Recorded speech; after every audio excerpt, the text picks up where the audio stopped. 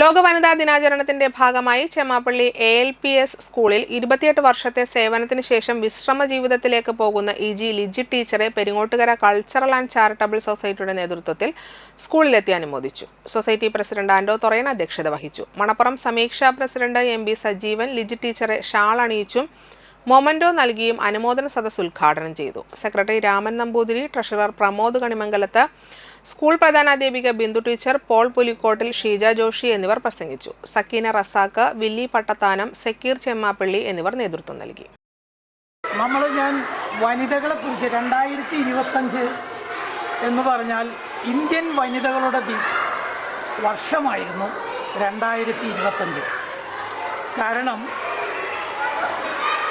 പൽഹാമിൽ നമ്മുടെ വിനോദയാത്ര പോയ 29 ആളുകളെ വെടിവെച്ചു കൊന്ന തീവ്രവാദികളെ അവരുടെ ക്യാമ്പിൽ പോയി ബോംബ് ഇട്ടുകൊണ്ട് ലോകത്തെ രാജ്യങ്ങളോട് പത്രസമ്മേളനം നടത്തിയത് കേണൽ പെരിങ്ങോട്ടുകര ചാരിറ്റബിൾ ട്രസ്റ്റിൻ്റെ